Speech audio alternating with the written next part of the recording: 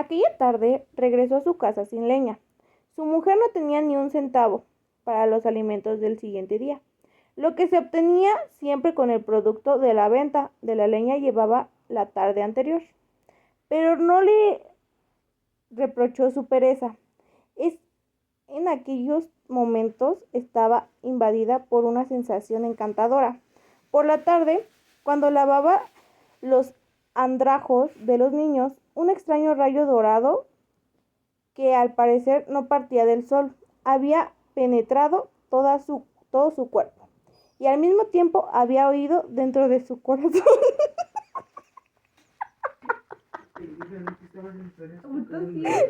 pero lo tiene que grabar la pendeja. ¡Ay, no! ¡Cállate que lo tengo que recortar! Ay, dentro de su corazón. ¿Tienes cacahuates? ¿Por qué te ríes? Si esto ni es de risa. Es que me da risa que me escuchen. Cámara, que en el video se me escuchan de un papel de baño. Dentro de su corazón. Las dulces notas de una canción venía de muy lejos. A partir de aquel momento, sintió como si caminara suspendido en el espacio y no podía recordar haber gozado jamás de la serenidad que el espíritu le invadía. No comunicó nada de cuánto le ocurrió a su marido. Lo guardó para sí, como una propiedad sagrada. Cuando sirvió la cena, su rostro se hallaba iluminado, aún por aquel rayo dorado. Hasta su marido se percató de ello, cuando la miró casualmente, pero no hizo comentario alguno, porque estaba demasiado ocupado pensando en su experiencia de aquel día. Antes de acostarse aquella noche, más tarde que de costumbre, ya que había dormido bien durante el día de allá, en el bosque. Su esposa le preguntó tímidamente: ¿Cómo estuvo el pavo, querido esposo? ¿Por qué preguntas eso? ¿Qué quiere decir?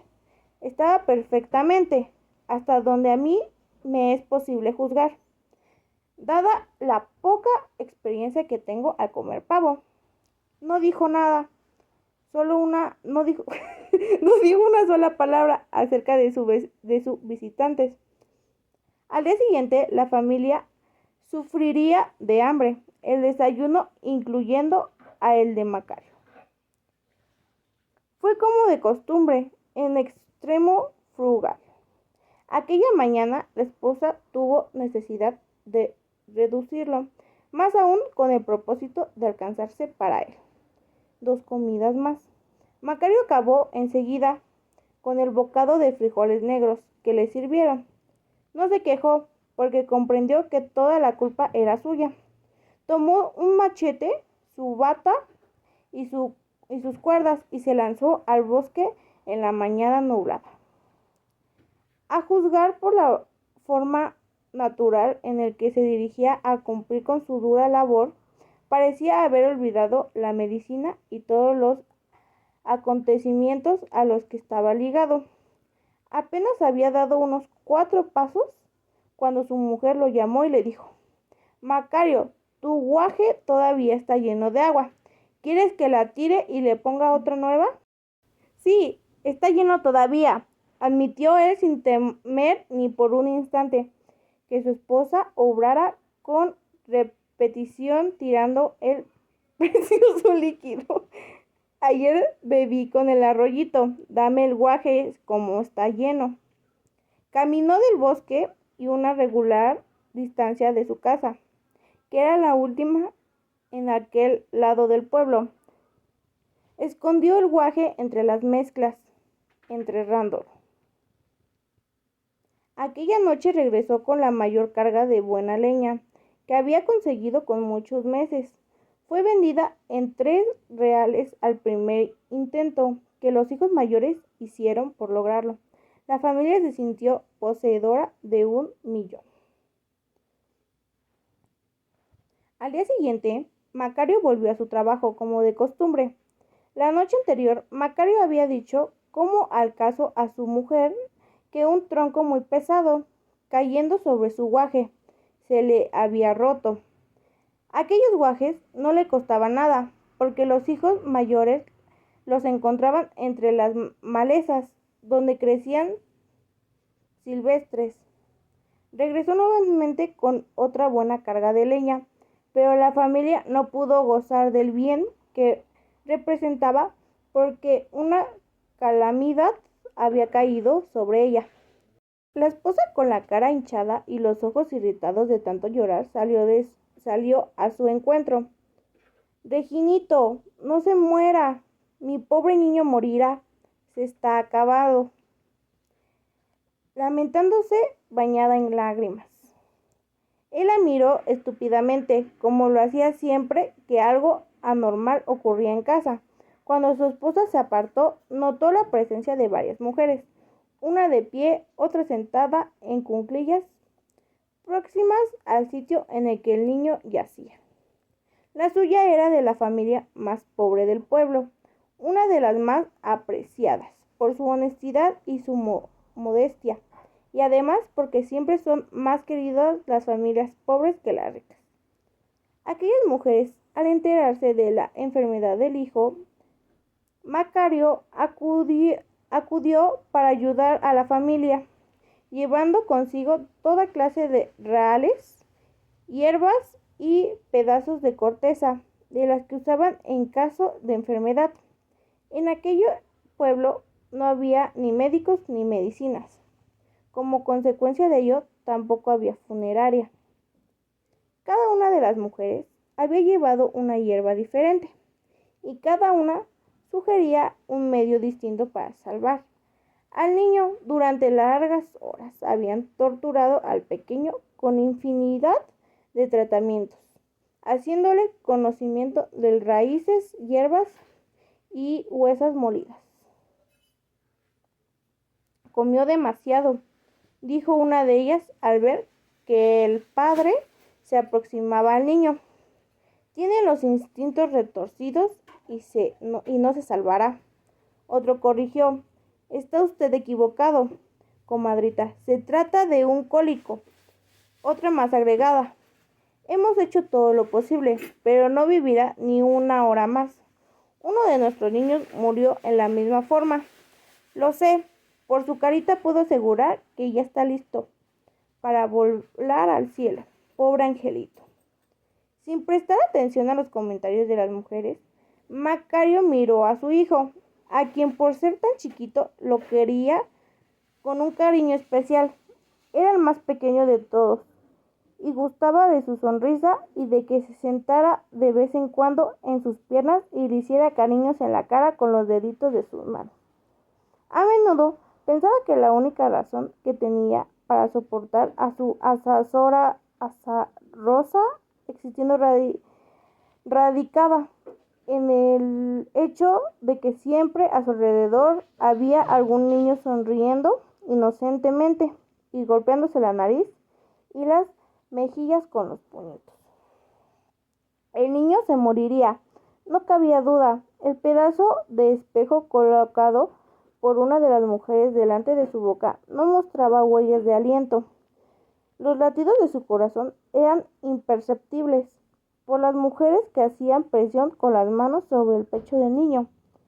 El padre se detuvo y miró a la criatura sin saber si debía aproximarse o tocar su carita, o permanecer en el sitio en el que se encontraba, o dirigirse a los otros niños que se amontonaban en un rincón del jacal, como si se sintieran culpables de aquella desventura.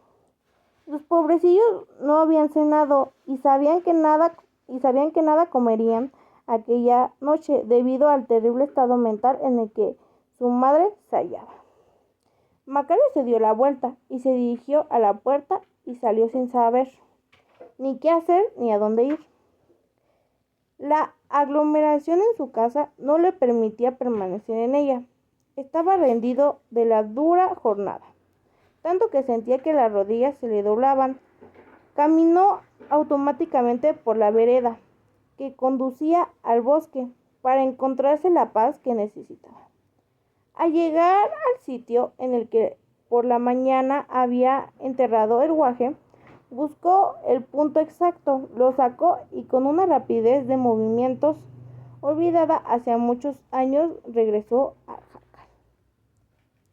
«Denme una taza con agua limpia», ordenó en voz alta al abrir la puerta. Su mujer se apresuró a cumplir sus deseos, como si hubiera inyectado nuevas esperanzas, y en un segundo estuvo de vuelta con un jarrito lleno de agua. «Ahora, todos ustedes dejarán el cuarto. Salgan y déjenme solo con mi hijo. Veré qué puedo hacer». «No tiene objeto, Macario. ¿No ves que está muriendo? Más vale que te arrodilles y reces mientras expira», aconsejó una de las mujeres. «Han oído lo que dije y lo harán», contestó él secamente, cortando así nuevamente protesta. Nunca la había oído a su esposo hablar tan bruscamente. Casi asustada, obligó a las otras mujeres a que salieran del cuarto. Macario se quedó solo. Levantó la vista y vio a su invitado parado al lado opuesto. Este miró a Macario a través de los negros agujeros que tenían por sus ojos. Vaciló, se encogió y lentamente se dirigió, como si pensara aún su decisión, hacia los pies del niño, y ahí permaneció algunos segundos mientras el padre veía una dosis generosa de la medicina dentro del jarrito de agua. Al ver que su amigo desaprobaba aquello con un movimiento de cabeza, Macario recordó que la dosis no debía exceder de una gota, cantidad suficiente para curar, pero era demasiado tarde. El líquido no podía restituirse a la botella porque se había mezclado con agua fresca. Macario levantó la cara del niño y forzó su boquita exánime, abriéndola y vertiéndola un poco de líquido dentro de ella, cuidando de que no se desperdiciara. Para su regocijo, notó que una vez que la boca del niño se humedecía, éste empezaba a beber voluntariamente, terminando por consumir todo el líquido que contenía el jarrito. No bien la medicina hubo alcanzado el estómago, cuando el niño empezó a respirar con libertad. El calor volvió lentamente a su pálido rostro y movió la cabeza en busca de acomodo. El padre esperó algunos instantes más, y al ver que el niño se recobraba con rapidez milagrosa, llamó a su mujer. Una mirada bastó a la madre para arrodillarse ante el niño y gritando: «Benditos sean Dios y la Virgen. Gracias, Dios santo. Mi nene vivirá». Al escuchar la explosión, todas las mujeres se habían estado esperando afuera. Se precipitaron al interior y, viendo lo que había ocurrido durante la permanencia del padre con el hijo, se santiguaron y miraron a Macario como si fuera un extraño al que vieron por primera vez. Una hora más tarde, todo el pueblo se hallaba reunido en la casa de Macario para ver sus propios ojos si era cierto lo que su mujer había publicado con gran rapidez. El niño, con las mejillas sonrojadas, con los puñitos apretados contra su barba, reposaba dormido. Claramente se veía que todo peligro había pasado. En la mañana siguiente, Macario se levantó a la hora usual. Se sentó para tomar el frugal desayuno. Buscó su machete, su hacha, sus cuerdas y su taciturno. Como siempre, dejó el jacal para salir a los bosques a cortar leña. Llevó consigo el guaje que tenía la medicina y lo enterró en el mismo sitio en el que había ocultado con anterioridad. Continuó su vida de siempre durante 6 meses, al cabo de los cuales, una noche, de vuelta a su hogar, encontró a Ramiro, que estaba esperándolo para suplicarle que fuera a ver a su esposa, que se encontraba enferma hacía 4 semanas y se hallaba agonizante. Ramiro era el tendedero principal del pueblo y el hombre más rico del lugar. Explicó que había oído hablar del poder curativo de Macario y que deseaba que lo probara con su joven esposa. Tráigame una botella pequeñita, de las que tiene en su tienda. Aquí lo esperaré, pensando mientras en lo que puedo hacer por su esposa. Ramiro trajo el frasquito.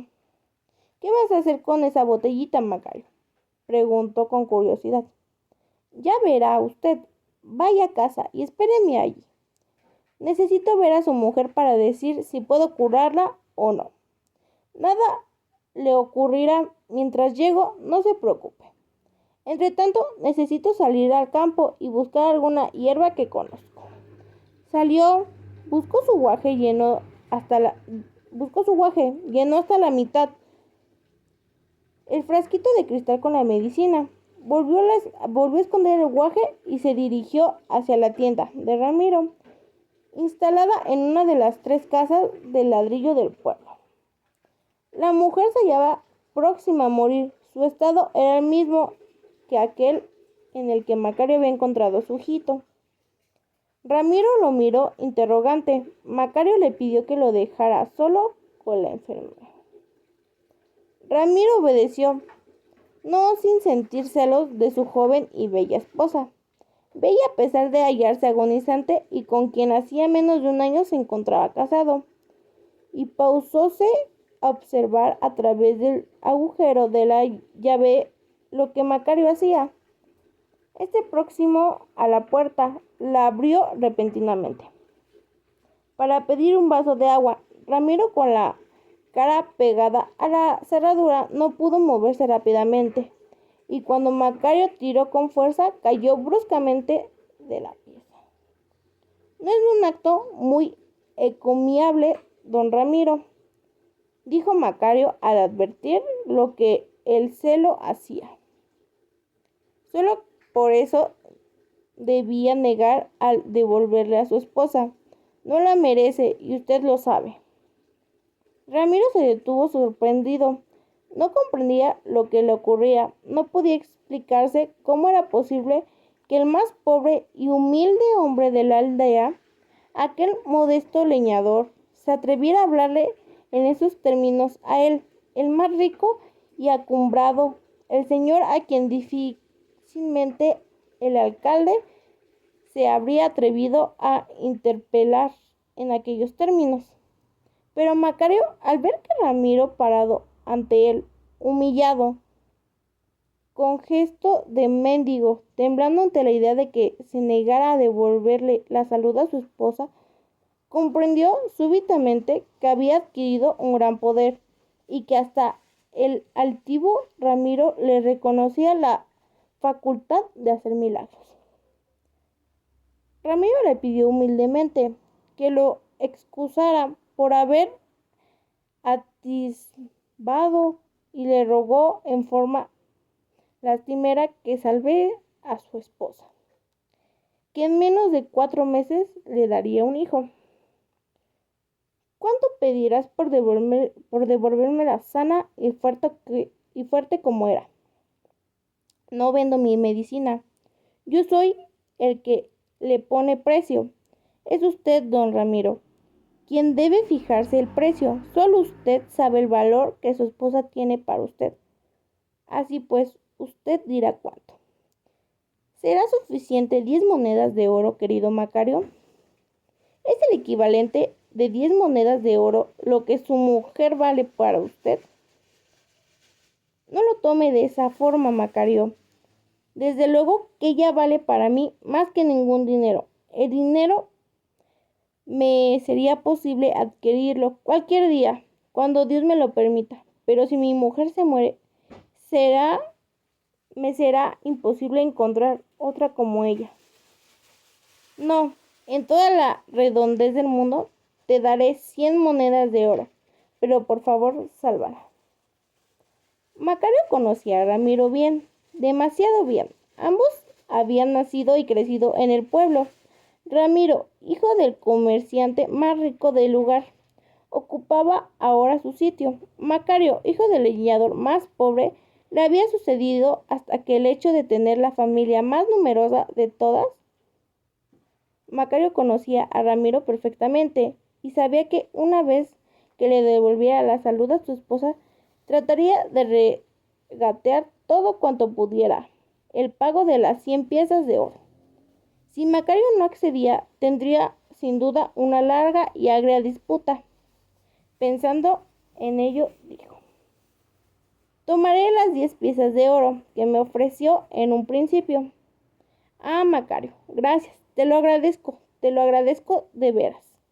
Y no por la rebaja, sino por tu buena voluntad.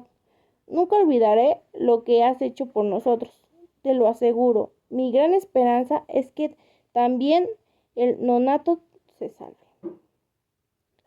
Será, dijo Macario, seguro de su éxito, pues había visto a su convidado en el sitio bueno. Ahora, tráigame un vaso con agua, ordenó a Ramiro. El agua fue traída y Macario caminó al comerciante, diciéndole: no se atreva usted a espiar nuevamente, porque si lo hace puedo fallar y usted será el único culpable. Así pues, recuerde, no debe espiar ni vigilar. Ahora déjeme solo con la paciente. En esta ocasión, Macario tuvo gran cuidado en no usar más de la dosis indispensable del valioso líquido, y hasta trató de dividir en dos una gota. Por su conversación con Ramiro, se percató del valor incalculable de la medicina, capaz de convertir en humilde mortal a aquel altanero rico, hasta el grado de inducirlo a humillarse ante el modesto leñador, único que podía administrarla y salvarle la vida de su esposa. Al darse cuenta del hecho, no obstante, la lentitud con la que su mente trabajaba, Macario tuvo la visión de lo que podía alcanzar, olvidando su oficio de leñador y dedicándose únicamente a la aplicación de su medicina. Naturalmente, la quintasencia de su futuro feliz era para él la posesión ilimitada de pavos asados. Al tratar de dividir la gota en dos, Macario se volvió a su compañero en busca de conejo. Este hizo su signo aprobatorio con la cabeza. 2 días después, la esposa de Ramiro se había recobrado totalmente, tanto que ella misma comunicó a su esposo que estaba segura de que el niño no habría sufrido lo mínimo a causa de su enfermedad. Ramiro entregó a Macario con gran regocijo las 10 monedas, no solo sin regatear ni ápice, sino agradeciendo 1000 gracias. Invitó a toda la familia a su tienda, en donde todos, esposo, esposa e hijos, tomaron tanto de lo que deseaban como pudieran transportar en sus brazos. Además ofreció una espléndida cena a la que fueron invitados. Después, Macario pudo construir una buena casa y obtener algunas parcelas cuyo cultivo emprendió, pues Ramiro le facilitó 100 piezas de oro con bajísimo interés. Bueno, existía otro interés bien alto. Ramiro le hacía el préstamo no solo por gratitud, era demasiado bueno negociante para soltar su dinero sin la perspectiva de buenas ganancias. Se daba cuenta de que Macario tenía un gran porvenir y que retenerlo con todos los medios en el pueblo, obligando así a la gente a que viniera a consultarle en vez de dejar que él fuera a la ciudad, representaría una gran inversión. Confiado en el próximo auge de la ciudad, Ramiro agregó a los muchos giros de su negocio de los hospedajes y bancarios. Comercio con la habilidad de Macario y ganó más allá de lo que había imaginado. fue él quien hizo toda la propaganda necesaria para encontrar la atención de la gente en las cualidades de Macario. Bastaron apenas unas cuantas cartas enviadas a amigos, comerciantes, para que una procesión de enfermos desahuciados llegaran al pueblo con esperanzas de curación. Pronto fue fácil para Macario al construirse una verdadera residencia rodeada de parques y jardines. Sus hijos tuvieron maestros de latín y de varias ciencias y fueron después enviados a las universidades de París y Salamanca. Las cosas ocurrían tal y como su huésped de un día le había prometido. Aquel medio pavo era recompensa más allá de lo concedible. No obstante su fama y riqueza, Macario se conservó honesto e incorruptible. Cualquiera que acudía en demanda de curación era interrogado acerca del valor en el que le daba su salud, siguiendo la forma que deseaba un principio. Había adoptado. Era el paciente o sus parientes quienes debían fijarse el precio de la curación. Si un pobre hombre o una pobre mujer no podía ofrecerle sino solo unos cuantos centavos, o un puerquito o un gallo, gozaban exactamente de la misma atención que los ricos, a quienes en ocasiones había llegado a cobrar hasta 20,000 doblones de oro. Curó a hombres y mujeres de la más elevada alcurnia que habían cruzado el océano, procedentes de España, Italia, Francia, Portugal y otros países, con el único fin de ser curados por él. Y así como conservaba su honestidad en cuanto al precio, la conservaba en lo relativo a sus posibilidades de impartir salud. Si alguien lo consultaba y él tenía la certeza de no poder hacer nada, atendiendo a la actitud de su huésped, no cobraba en absoluto por la consulta. Todas las personas, sin excepción, aceptaban su veredicto sin discusión. No intentaban en absoluto arguir con él una vez que declaraba su impotencia para ayudarlos. Más o menos salvaba a la mitad de las gentes que lo consultaban. La otra parte era reclamada por su socio. Ocurría muchas veces que durante semanas enteras no le era dado curar a un solo paciente, porque su socio decidía lo contrario. Al principio de sus prácticas había logrado dividir cada gota en 2, más tarde en 4 y después en partículas pequeñísimas, valiéndose de un sinfín de mañas. Pero a pesar de estas y de cuántos esfuerzos hacía por reducir sus dosis cada vez más, la medicina disminuía en forma alarmante. En el primer mes, su ejército había vaciado el contenido de guaje de las botellas de cristal oscuro perfectamente selladas, para evitar que el líquido escapara evaporándose a través de los poros del guaje. La última botella había sido abierta meses atrás, y cierto día Macario se percató horrorizado de que en ella quedaban a lo sumo 2 gotas. Consecuentemente decidió saber que se retiraría y no curaría a nadie más. Había envejecido y pensó que ya tenía derecho a pasar tranquilamente los últimos años de su vida.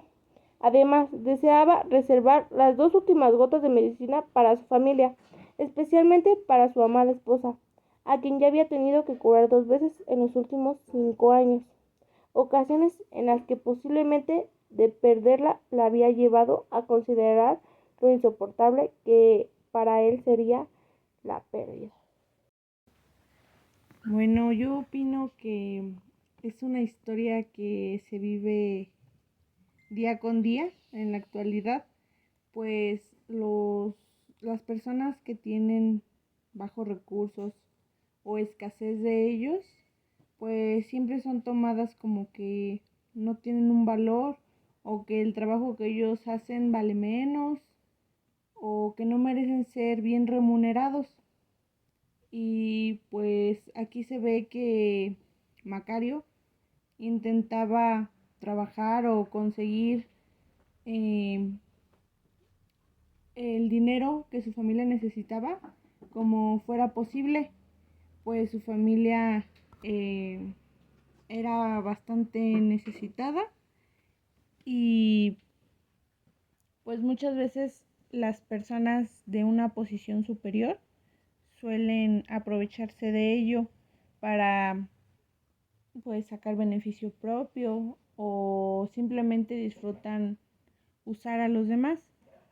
Pues es una historia que hace una gran reflexión sobre el cómo vivimos en una sociedad donde a veces importa más pues el bienestar propio y el dinero a, a, a ver la humanidad que cada uno de nosotros tenemos.